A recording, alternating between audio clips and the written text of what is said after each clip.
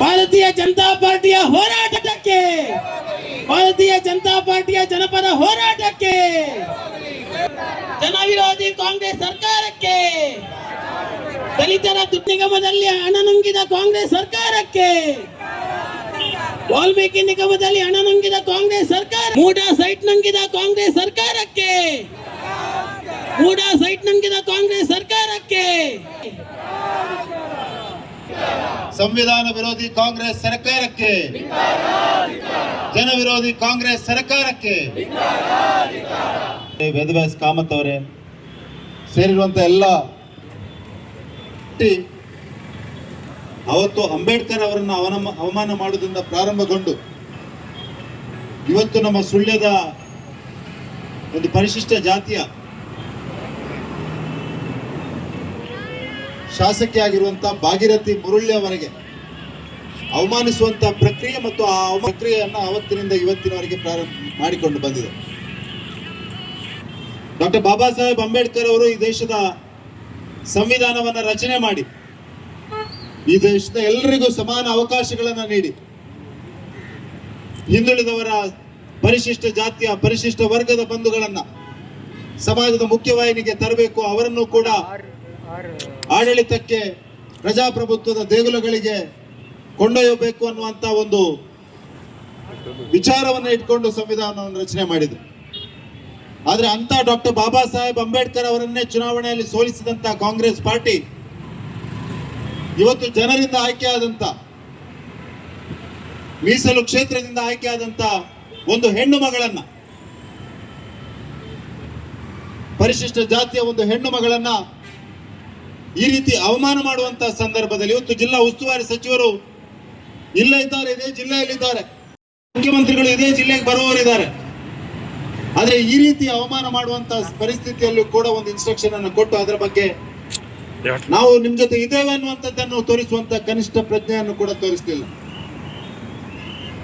ಹಾಗಾಗಿ ಯಾವ ಸಂಶಯ ಕಾಂಗ್ರೆಸ್ನ ಮೇಲೆ ಜನರಿಗೆ ಇತ್ತ, ಯಾವ ಸಂಶಯ ಮಹಿಳೆಯರಿಗೆ ಕಾಂಗ್ರೆಸ್ನ ಮೇಲೆ ಇದೆಯಾ, ಯಾವ ಸಂಶಯ ದಲಿತ ಸಮಾಜದ ನಮ್ಮ ಬಂಧುಗಳಿಗೆ ಕಾಂಗ್ರೆಸ್ನ ಮೇಲೆ ಇದೆಯಾ, ಆ ಸಂಶಯವನ್ನ ಮತ್ತೆ ಮತ್ತೆ ಮತ್ತೆ ಮತ್ತೆ ನಿರೂಪಿಸುತ್ತಿರುವಂತ ಕೆಲಸವನ್ನ ಕಾಂಗ್ರೆಸ್ ಪಾರ್ಟಿ ಮಾಡ್ತಾ ಇದೆ.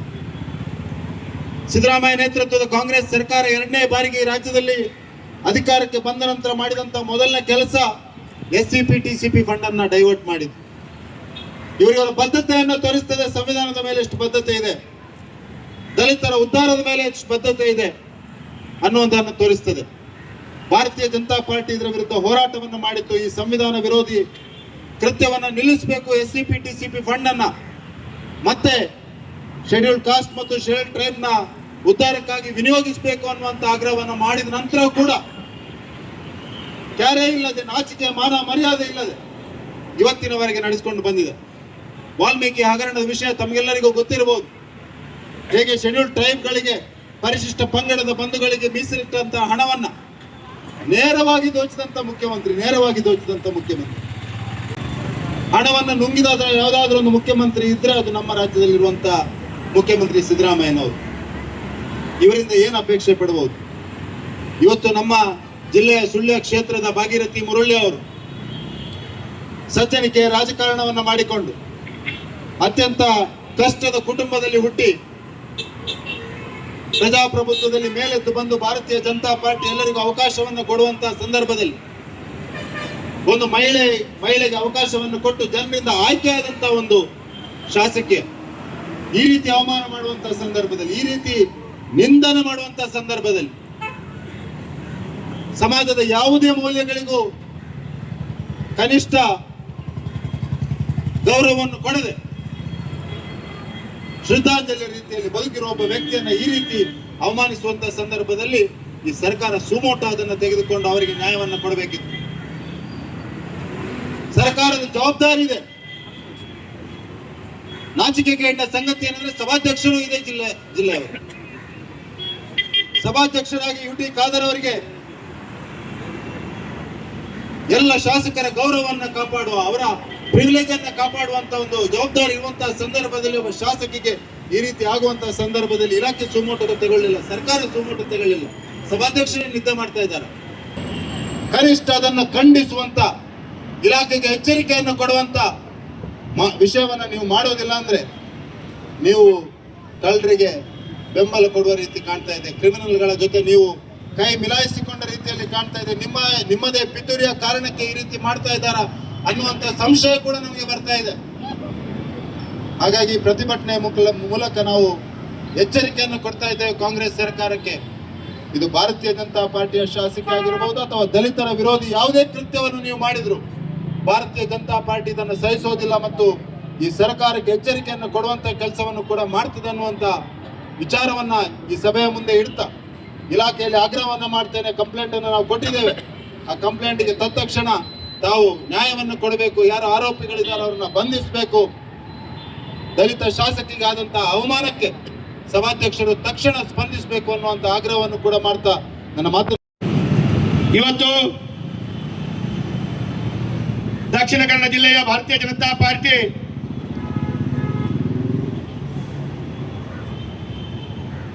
ದಕ್ಷಿಣ ಕನ್ನಡ ಜಿಲ್ಲೆಯ ಸುಳ್ಯ ವಿಧಾನಸಭಾ ಕ್ಷೇತ್ರದ ಬಿಜೆಪಿ ಶಾಸಕಿ ಪರಿಶಿಷ್ಟ ಜಾತಿಯ ಸಮುದಾಯದಿಂದ ಬಂದಂತಹ ಸಹೋದರಿ ಭಾಗೀರಥಿ ಮುರಳ್ಳಿ ಅವರ ವಿರುದ್ಧ ಸಾಮಾಜಿಕ ಜಾಲತಾಣದಲ್ಲಿ ದುಷ್ಟನರ್ವ ಅವಮಾನಕಾರಿಯಾಗಿ ಹಾಕಿದಂತ ಸಂದೇಶ ಬರದ ಆ ಪೋಸ್ಟ್ ವಿರುದ್ಧ ಇವತ್ತು ಪ್ರತಿಭಟನೆಯನ್ನು ಮಾಡ್ತಾ ಇದೆ. ಆ ಯುವಕ ಇದರ ಮುಖಾಂತರ ಅವನ ವಿಕೃತಿ ಮಾನಸಿಕತೆಯನ್ನು ತೋರಿಸಿಕೊಟ್ಟಿದ್ದಾನೆ.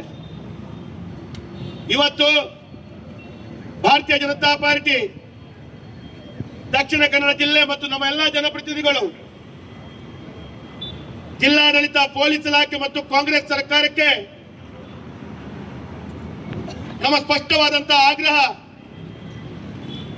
ಆ ಯುವಕನನ್ನ ಬಂಧಿಸಬೇಕು, ಆ ಯುವಕನನ್ನ ಜೈಲಿಗೆ ಕಟ್ಟಬೇಕು, ಅವನ ಮೇಲೆ ಕಾನೂನು ಕ್ರಮ ವಹಿಸಬೇಕು ಅಂತ ಹೇಳುವಂತ ಸ್ಪಷ್ಟವಾದಂತಹ ಆಗ್ರಹ ಈ ಹೋರಾಟದ ಮುಖಾಂತರ ಜಿಲ್ಲಾಡಳಿತಕ್ಕೆ ತೋರಿಸುವಂತ ಪ್ರಯತ್ನ ಮಾಡ್ತಾ ಇದ್ದೀವಿ. ದಲಿತ ಸಮುದಾಯದ ಮಹಿಳೆಗೆ ಮಾಡಿದಂತ ಅಪಮಾನ ಅಲ್ಲ, ಇಡೀ ರಾಜ್ಯದ, ಇಡೀ ದೇಶದ ಎಲ್ಲ ಮಹಿಳೆಯರಿಗೆ ಮಾಡಿದಂತ ಅಪಮಾನ ಅಂತ ಹೇಳುವಂಥದ್ದು ನಾವೆಲ್ಲರೂ ಒಪ್ಪಿಕೊಳ್ಬೇಕಾದಂತ ವಿಚಾರ. ನಾಯಕರುಗಳು, ಅದರಲ್ಲಿ ಕೂಡ ರಾಹುಲ್ ಗಾಂಧಿ ಮತ್ತು ಇನ್ನಿತರ ಎಲ್ಲ ಮಾತೆತ್ತಿದರೆ ಸಂವಿಧಾನ ಅಂತೇಳಿ ಆ ಸಂವಿಧಾನದ ಪುಸ್ತಕವನ್ನ ಕೈಗೆಟ್ಕೊಳ್ತೀರಿ. ಅವತ್ತು ಸಂವಿಧಾನವನ್ನ ಕೊಟ್ಟಂತ ಸಂವಿಧಾನ ಶಿಲ್ಪಿ ಅಂಬೇಡ್ಕರ್ ಅವರಿಗೆ ದ್ರೋಹ ಮಾಡಿದ್ರೆ ದಲಿತ ಮಹಿಳೆ ಶಾಸಕಿ, ಇನ್ನೊಂದು ಕಡೆಯಲ್ಲಿ ಈ ಜಿಲ್ಲೆ, ಈ ಕರಾವಳಿ ಭಾಗದ ಏಕೈಕ ಮಹಿಳಾ ಶಾಸಕಿ. ಇವತ್ತು ನಮ್ಮ ಜಿಲ್ಲೆಯಲ್ಲಿ ಇಂತಹ ಪರಿಸ್ಥಿತಿ ಬರುವಂತ ಸಂದರ್ಭದಲ್ಲಿ ಆ ಯುವಕನ ಮೇಲೆ ಯಾವುದೇ ರೀತಿಯ ಕ್ರಮವನ್ನ ಕೈಗೊಳ್ಳದೇ ಇರುವಂತ ಸಂದರ್ಭ, ಇವತ್ತು ಭಾರತೀಯ ಜನತಾ ಪಾರ್ಟಿ ಆಗ್ರಹ ಮಾಡಿದ ನಂತರ ಪೊಲೀಸ್ ಇಲಾಖೆ ಇವತ್ತು ಪತ್ರಿಕಾ ಹೇಳಿಕೆಯಲ್ಲಿ ಹೇಳ್ತದೆ,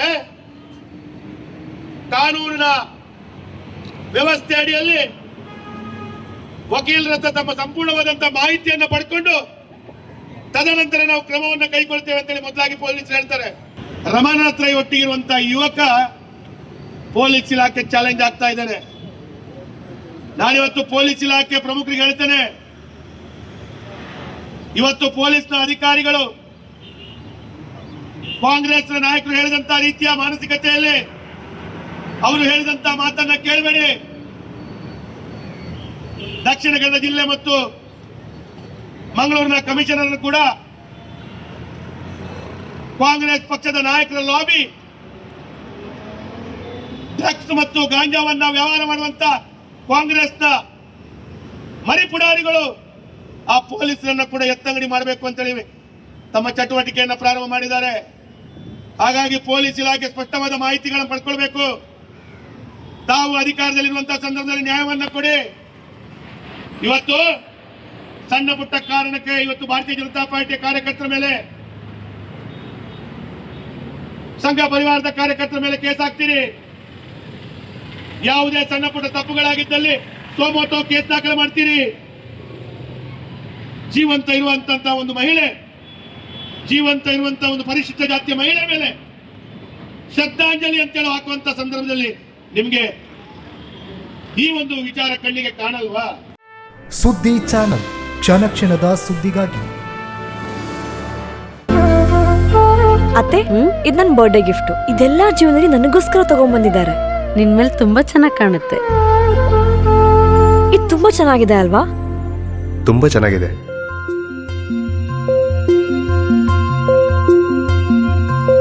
It will look really good on you. Amma? Huh?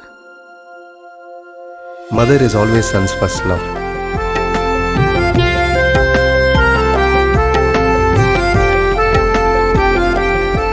ಪ್ರತಿ ಪೀಳಿಗೆಯ ಪ್ರೀತಿಯ ಮಳಿಗೆ GL ಆಚಾರ್ಯ ಜುವೆಲ್ಲರ್ಸ್.